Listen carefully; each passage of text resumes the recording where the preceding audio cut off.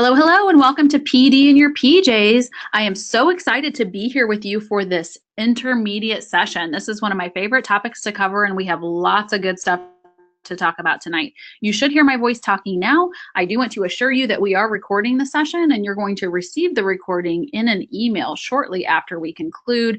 The best part, though, is that we share the slides, so you'll get those in the email as well, and then you can open those and click through those at your leisure and take a closer look at all the links and resources. Quick introduction, my name is Julie. I'm just out of the high school ELA classroom where I was a teacher for 18 years, teaching big kids who are in 11th and 12th grades. I'm now on the teacher community team at Seesaw. I would love it if you could go ahead and find me on Twitter real quick. I'm at EdTechJulieJ. Give me a follow because I share lots of tricks and resources about Seesaw. But of course, you can connect with our whole team on Twitter at Seesaw. Now, this session is really an intermediate session, as I'm assuming that you already have your classes set up and you know how to use Seesaw. If you are in need of some more basic setup information, go ahead and visit ideas.seesaw.me to get started. And then, of course, you can always look for future PD sessions that are suited to your needs at web.seesaw.me/PDs. Now you can see I have a QR code there in the bottom corner. I have those sprinkled throughout our slides tonight, just in case you happen to be watching this later on a recording or on a video and you're not with us live. You can scan one of those codes at any time to open the slides. Okay, let's look at our agenda for tonight. These are the topics that I want to cover with you. You might know a little bit about all of these, or maybe it's brand new information for you, but you are probably ready to take Seesaw to the next level. So I want to just make sure we cover these topics. If you have a question or two, save it for the end, and I'll see if I can answer those before we wrap up tonight. I'm going to talk about folders, families, digital newsletters. We'll talk about the activities feature in Seesaw. I'll give you a few ideas about using Seesaw for project-based learning, a little bit about app smashing, and then hopefully we'll have time to take a few questions. Okay, let's get going. Let's start by talking about folders. I have a few special tips about folders for you, but I wanted to give you a screenshot. This is from my speech class last year, my high school public speaking class. This was actually a screenshot of all of the folders I had at one time. I think you can't have too many. And of course, I was teaching big kids, so I wasn't worried about complicating or making it confusing for them. But I think you should have a lot of folders. I think it makes your organization easier and better, and it helps you find what you're looking for. A couple of things, obviously, that you can do to help with your organization is to color code things a certain way. Maybe you want to have everything associated with ELA, reading, writing, maybe you want that all to be red. So you can't really have subfolders, but if your students know that anything that's red is a part of this one subject, that could be helpful. And you can also see from my screenshot that I used emojis. And of course, my students could read, but if you're working with really little students and they're pre-readers, the emojis might be helpful too in helping them differentiate the topic of each of the folders. Another trick that I learned from my colleague Angela is that if you put a punctuation like a period in front of your folder name, it will bump it to the top of your list, so it'll be easier for your students to find. So for example, right now if we're in poetry month and my students are doing a lot of things related to poetry, I might put period poetry for my folder name, and that would bump that folder right to the top of the list and they wouldn't have to scroll all the way down alphabetically. There's some more tips here, so when you open these slides later, you can take a look at that. Here's what I need to remind you though. You have to make sure that in your class settings, you have it set so that students can add items to folders. So you do that in your class settings. Remember that upper right corner where you hit the wrench or the spanner, you click class settings, folders, and then make sure show add to folder step is turned on. I created the expectation, and I would recommend that you do as well. Make sure students know that every item needs to go in a folder. You don't want something floating there in the journal that isn't associated with a folder, because then it's difficult to find it later. And then you can also use folders to help empower students to identify their own best work. So maybe you have a wow work folder. At my school, we had student-led conferences, so we had a folder devoted to that. Like, what are some of the things you're proudest of that you want to show at conferences? But have folders help you in that process as well, as students flag those items, that they choose themselves to go in those folders. So that's kind of cool. Okay, let's talk a little bit about connecting with families. Maybe you already have families connected, but usually by this time of the school year, what we hear more from teachers is, how do I get those last few families connected? How do I get a couple of the stragglers connected? So I'm going to give you some ideas for that as well. But here's the process that I use, and I think the best idea to get started is, of course, to connect family members face to face. So anytime you're meeting with them face to face in an open house, a back to school, a conference, a parent night, whatever, when you have them there on the spot, that's a great place to help them connect. There's a resource here when you click this later that will open up for you. It's a website that you can use to help explain what Seesaw is if you have families visiting your classroom. Of course, I was teaching big kids, and we didn't always have an event where parents were coming in a classroom. So here's the other ideas you could use if you don't have an opportunity to connect someone face to face. And then, of course, you know, at this time of year, those opportunities maybe have passed, and so you're having to look for other strategies to connect people. Obviously, you can create those paper invitations. You can send them home in a backpack or folder. For younger student, that's probably a logical choice. I taught big kids, and I never wanted to trust them to take something home in their backpack that they would get into their parents. It would end up in the trash or a locker. It would never end up at home probably. So what I did, and it was fairly successful, is I clicked this button. You know, you click invite families in Seesaw, and then you click print paper invites. It looks like this, and it generates the invitations for you, which is awesome. Seesaw does that for you, so you don't have to do it yourself. But what I had my big kids do is address envelopes to their own families and fold their own paper invitation to mail home.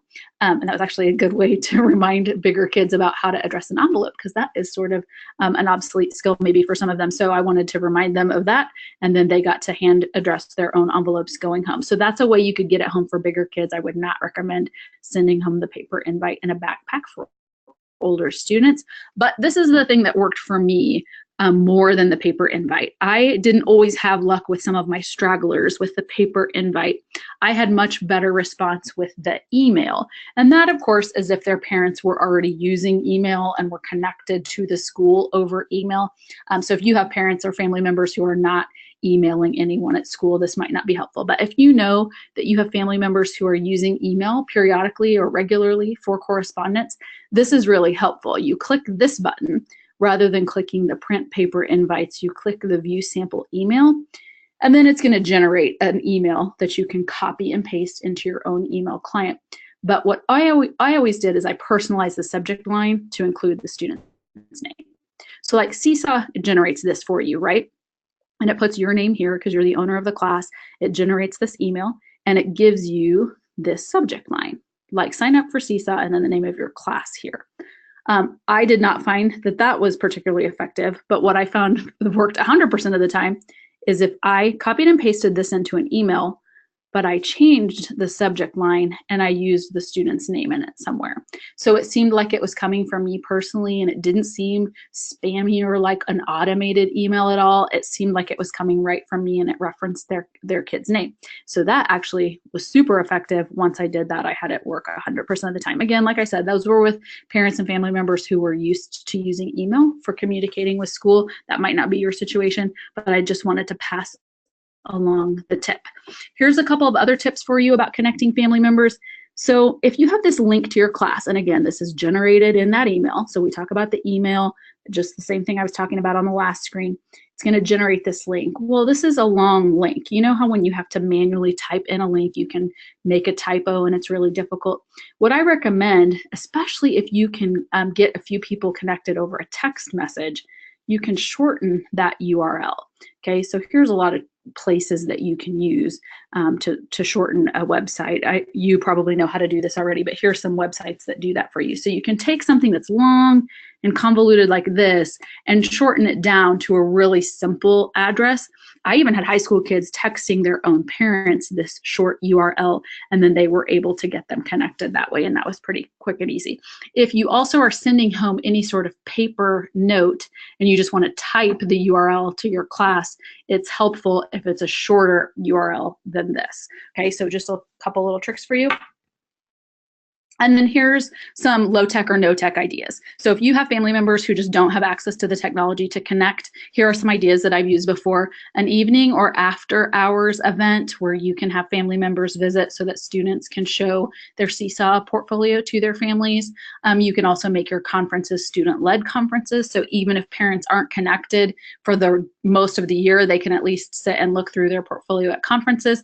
Or I actually was doing this some in my high school, have another staff member connected and playing the role of parent or family member. And of course, you want to talk with everyone and make sure everybody feels good about that and that you have the student's permission. But I had a couple of 12th graders who they said, my parents will never connect, they will never do this. And I said, would you mind if I asked someone else? And I would ask our secretary in our office if she would play the role of parent. She was happy to do it, and she did a great job and left really good and relevant feedback for my students. And the students didn't feel bad about it at all. They liked the fact that they had someone looking and giving them some comments. And so it was a perfect solution to that, to make sure we could have every kid connected. And so maybe you have some people in your school who could play that role for you, as long as everybody felt okay about that. Another thing you can think about too is utilizing some of the resources that Seesaw has for you in other languages besides English. So remember, you have this pull down here where when you're generating these paper invitations, you can generate them in many other languages. So don't forget, help invite families in the language they speak. And then we do have lots of translations of resources, and I included those links for you here in the slides. That's just helpful to know as you work to connect all of the families that you work with. Okay, let's talk for a minute about newsletters. And I was just doing a webinar specifically about the topic of newsletters an hour or so ago. You can now add your newsletters to an announcement in Seesaw, okay? And it looks kind of like this. When you're sending an announcement, perhaps you've been using this all year. Now you can attach a digital newsletter here, though. So previously you could type a message, but you didn't have the option to attach, and now you can. So I want to give you a few ideas for what type of thing you could attach there to be more of a digital or audiovisual type of newsletter rather than just like a paper note. Okay, so here's some ideas for you. You can do a photo with voice.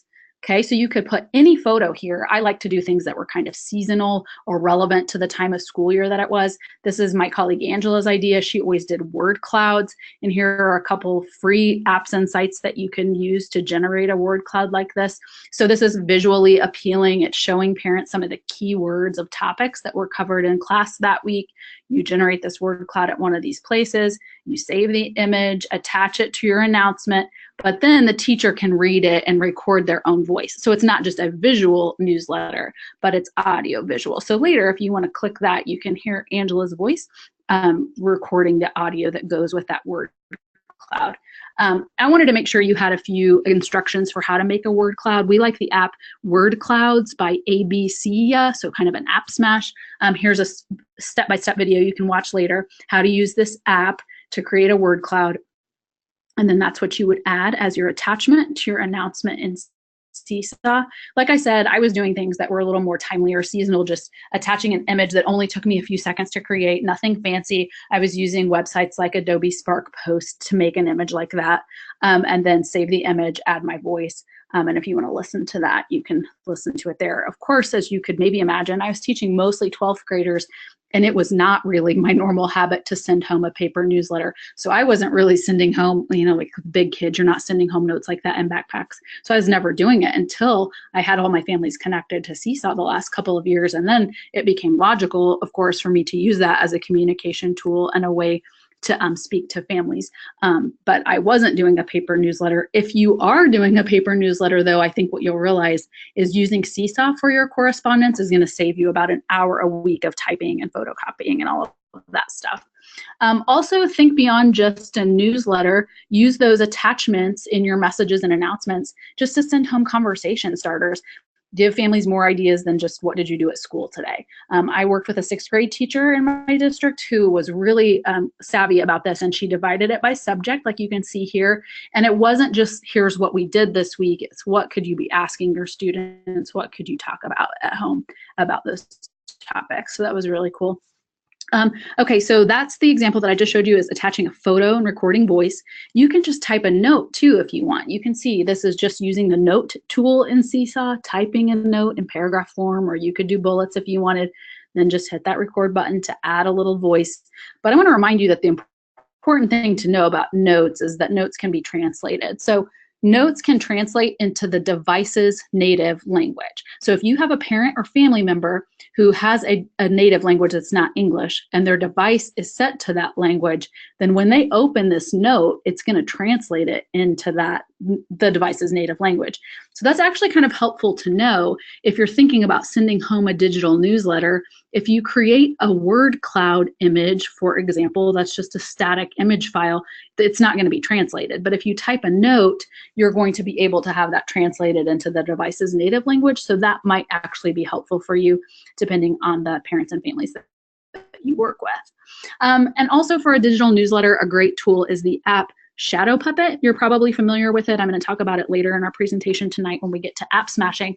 But in Shadow Puppet, you can smash a bunch of photos together. Maybe you've taken 5 photos this week that you want to share, and you can just kind of slide through those photos while also then narrating, audio recording on each of those separate photos. This is Angela's example from kindergarten, and if you want to watch it later, you can. You'll just see her scrolling through some photos and then narrating it.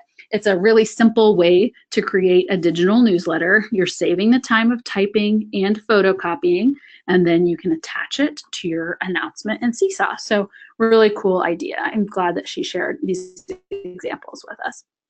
Okay, I want to talk for a few minutes about the activities feature and some other ways to go paperless with Seesaw. Now, of course, going paperless isn't necessarily the goal or isn't necessarily what you're even worried about doing in Seesaw. But over the years, as I was using Seesaw, I was just discovering a lot of ways to be printing less. I wasn't necessarily assigning worksheets, but my students were using a lot of graphic organizers and other note-taking type sheets. So I just found that because of all of the awesome tools in Seesaw, we were using less paper. And I'm just going to show you a couple of the things that really worked for me, and maybe it will give you some ideas for how you can adapt that for your grade or your content area. So like I was saying about graphic organizers, you know, this is the type of thing that maybe my students would have used. It's not necessarily anything that was a worksheet that they were doing. I didn't assign homework, I didn't grade formative assessment, but my students would have maybe taken their notes on something like this. Instead of doing it on paper, I just started taking pictures of some of those organizers and letting them write on them in Seesaw. But my students were also creating some of their own graphic organizers. And this is an example of someone just sketchnoting as we were watching a short video in class, and then they just took their notes in this way in the draw screen. So I could have said, take this on paper. It's paper that you're going to turn in, but it's just so much easier. They were just taking those notes right in Seesaw, and it was easy for me to look at them basically all at one glance. Here's an example. And of course, I was in the classroom last year and activities were not a feature in Seesaw yet. But now that activities are a feature, I just went ahead and made this activity. When you get my slides, you can click on it and you can save the link. So here is when my students were watching the news. We watched CNN Student News. It's also called CNN 10 now. We were watching it, taking a few notes. They were just doing that using the draw tool on top of a photo, but now they could just do that as an activity. You know, here's the template, they edit the template, type and write in the blanks. So not necessarily a worksheet for a grade, but just a place for them to keep track of their notes. And then I think the main point I wanted to make to you too is that when you're thinking about students using Seesaw instead of paper, I think what you're thinking about a lot is the label tool. And this is an example of something some students in my district used in 6th grade and kindergarten. So they had buddies or pairs, where a 6th grader paired with a kindergartner, and they worked on this together. So this was an old worksheet. I adapted it in Google Docs just to look like this. And then I took screenshots of my Google Docs, so nothing really fancy. But the students were able to not only draw or write on that, but also to use these emoji labels. So the students were making up their own problem, using the number line, writing their answer here, but so much more engaging and interactive than just a worksheet. And then the part that you can't see pictured here is their voice, because they were also then reading their problem and explaining how they did their problem. So pretty cool and interactive. So this was last year when there were no activities. But here I just made it into an activity for you. So if you want that, just later when you get the slides, click on that and save the link, create and solve a problem. You can use emoji labels as part of your problem. with some younger students. Here's how my big kids were using labels, like I said, typing in graphic organizers, not a worksheet, no paper, nothing to turn in for a grade, but I can just look at their progress and monitor it, a great formative assessment. And again, I'm just creating stuff like this in Google Docs. So it doesn't take a lot of time and isn't that fancy, but you can just take a screenshot or save that as an image file so that students can type labels on top of it. Something else that my students were really good at, like I said, they were basically making their own graphic organizers. So I wasn't having to photocopy something and hand it out to them. They were just kind of learning how to organize information and record some of their thoughts and notes. And like this student, you can see here, kind of made her own Venn diagram. That's not what I told them to do. I just was saying jot down keywords and take notes, but she was savvy enough to organize it, this way in a Venn diagram. So kind of cool. They're inventing their own or creating their own graphic organizers rather than me just handing out a bunch of worksheets. Okay, let's talk for a minute about project-based learning or some collaborative projects in Seesaw. And I have some really great links coming up for you too in this section. The main point I like to make about this is that, when you get started with Seesaw, you're thinking about having one Seesaw class, Mrs. Jacobs' third grade or whatever, your one homeroom class. I taught iSchool, so I always had 4 or 5 classes at a time, first hour, second hour, and so on. But you're mostly thinking about groups of students like that. But don't forget that you can make a Seesaw class for a project, for group work, for a club, for a literature circle. Like you can always create other classes for your students to be in. And your students eventually will learn pretty quickly how to log in and out or flip between classes if they're email sign in. It's not that difficult. And like I said, I was teaching high school, so kids were in multiple Seesaw classes and we were email sign in, so that was pretty easy. But you can have a separate class for a special project that you're working on. And the screenshot I have there is actually kind of interesting. It was in a high school social studies class. The project was just an election project. So this wasn't their Seesaw class that they used year round. It was just a short-term project where 2 candidates were running against each other in a class election. And so there were only 2 folders in that class. You can see there the 2 candidates, and all of the work went into one of those 2 folders. And so every student in the class was associated with one candidate or the other, and so their work went into that folder. And it was kind of a cool way to organize that, and a great example of using Seesaw for something smaller than just your year-long class.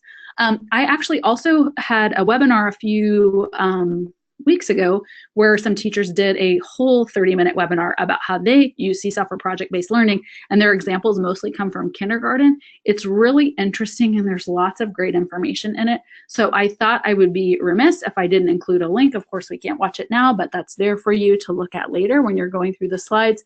Emily and Mary, they're doing a webinar about Seesaw for PBL in kindergarten there. And then I was an ELA teacher, so I always thought about using Seesaw for book clubs and did that a lot over breaks. So like if my students were on a holiday break, we would be reading together and posting in a Seesaw class that was not our main class. It was not our year-long class, but we would just have a separate class for a book club. And I also worked with some 5th and 6th grade teachers who did the same thing with their students on holiday breaks. Seesaw is a great digital space to have a book club that doesn't necessarily have to meet face-to-face in real life. I actually did that with grown-ups last year for an adult professional development book study. So we were all in a Seesaw class, posting our reflections and book snaps about the reading we were doing. So Seesaw is a great place to host a digital book club. I have a whole webinar about that topic, and I talk a lot about my adult book study in that webinar too. So take a look at this video later. It's only 10 minutes if you're interested in the idea about how to use Seesaw for book clubs. Okay, let's talk a few minutes about app smashing. And I want to say as a disclaimer that a lot of the times when I talk about app smashing, I use iOS examples. My students used iPads. We were one-to-one iPad, and those are the things that come to my mind the most. But I did actually give you a link to a webinar that's really specifically about app smashing on Chromebooks. So that's going to come up here in just a few slides. So if that's what you need for your students, that's coming your way too. Here are some of the apps that I love to use to App Smash with Seesaw. When you open these slides later, what you're going to see in my slide notes is me listing all of the tools here that are device neutral. So if you do use Chromebooks and you're thinking, well, Julie's only giving me iOS apps and I need apps that I can use on a Chromebook, don't worry, I have a list of those. They are in the slide notes for this slide. So these are just some of the apps that I like to use with Seesaw. And these are like my 3 favorites probably. And you can probably tell these are iOS apps. So like I said, I'm giving you a link to some Chromebook resources, but any age of student, including my 12th graders, we were using these apps pretty frequently. This is Pic Collage, this is Shadow Puppet, and this is ChatterPix, okay? You can also see Padlet here, Poplet, Book Creator, this is Adobe Spark Video, and this is ThingLink.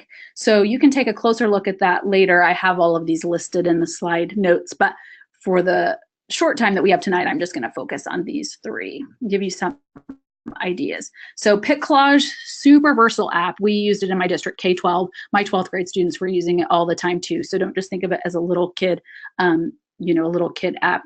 What you can do is actually open Pic Collage and take pictures right there within Pic Collage. You can save your collage to a camera roll. You can upload it to Seesaw. If you're using a tablet or an iPad, it's really easy to take your photos and leave them on the device and then upload them into Pic Collage. Here's how we see online a lot of teachers using Pic Collages. Shape hunts, like take your iPad around and try to find these shapes occurring in real life, find them in the wild, other kinds of scavenger hunt type of activities. We, of course, see a lot of book snaps where students are interacting with text, taking a picture of their page of text and then adding other images or other words. So that's another example where we see Pic Collage used a lot. Or, the most basic way, like anything in the olden days that we would have done on poster board or on butcher paper, you can do that in Pic Collage. Blend text and images, save it to the camera roll, upload to Seesaw. So here's an example of, this was somebody's poster about an inventor, let's say, but they don't have to do it on poster board. They can do it in Pic Collage. Here are careers that this student was exploring. They can make a collage in Pic Collage that just gets saved to the camera roll and uploaded to Seesaw. So whatever they're researching or learning about, they can make a Pic Collage about it.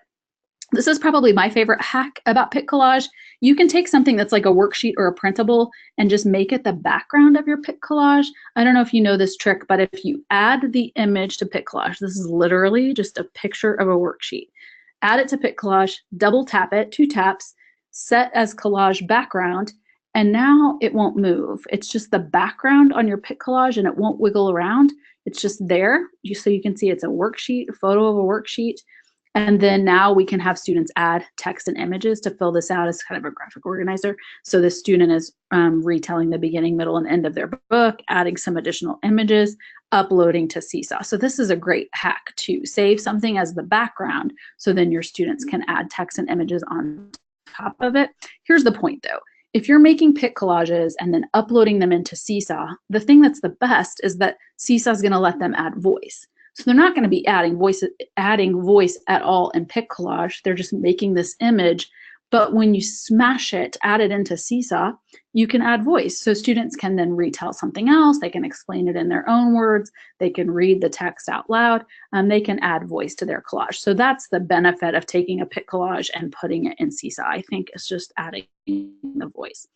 Okay, ChatterPix is another great iOS app. The icon looks like this. Basically what ChatterPix does is take something still and inanimate and lets its mouth move and gives it a voice. So here's an example of a piece of student artwork. It's student artwork of Johnny Appleseed, which comes up a lot seasonally in certain grades, like 1st grade probably. So ChatterPix asks the students to take their finger and draw a mouth on whatever their picture is of. So here you can see the mouth was drawn on Johnny's mouth. And then you get to record voice. I'll show you what that looks like. Maybe I'm explaining it in a way that's hard to make it make sense, but here's Hello, my name is Johnny Appleseed, and I'm really Johnny. Okay, so what you can see is that ChatterPix really just animates the still image. So the still image is just artwork of Johnny Appleseed, but then it kind of comes to life in this video, and this mouth moves, and then you hear the student's voice. So it's really cool to take something still or inanimate and give it voice. In Chatterpix, you're going to keep clicking next, and you're going to export that file to the camera roll. It's a video, and then you upload it to Seesaw. Okay, so like I said, it works great for taking inanimate objects and making them come to life. This is one of Angela's students' projects. They took a leaf and animated that. The mouth moved on this leaf, and then the student was able to say all the facts that they knew about leaves. Big kids can sometimes take a picture of a character, an author, or a historical figure and give facts, using Chatterpix. I think the main thing to remember is you can take a video of your student talking anytime just on their device, and they don't need another app. So Chatterpix is really for something that's inanimate, or like I said, like a historical figure. You don't necessarily have students making Chatterpix of themselves, but when you're taking pictures of their artwork, or like that example of the leaf, and giving it voice, that's pretty cool. And that's kind of how that's used. And then here's Shadow Puppet again. You heard me talk about it a little bit ago when we were talking about the digital newsletter. It's going to let you kind of scroll through multiple photos and then narrate or record your voice. So Shadow Puppet is great for student projects as well as just digital newsletters like we were talking about before. So if you want to listen to Angela's example, it's there for you. And like I promised, I do have these videos here for you. So later when you're opening the slides, this is going to be helpful for you if you're a Chromebooks person. You probably think, oh, all these app smashes are always about iOS apps, but we have you covered. This is just about Chromebooks. This is our guest presenter, Gina, who came last month and did a webinar about Chromebooks. And then this is actually really great too, because these are simple app smashes for beginners. And you can see, this is our guest, Shelly. She talked about word clouds and Shadow Puppet, which we obviously talked about already in this presentation tonight. And this is a texting story app, and she has some cool ideas for that as well. So check those out if you need some new app smash ideas.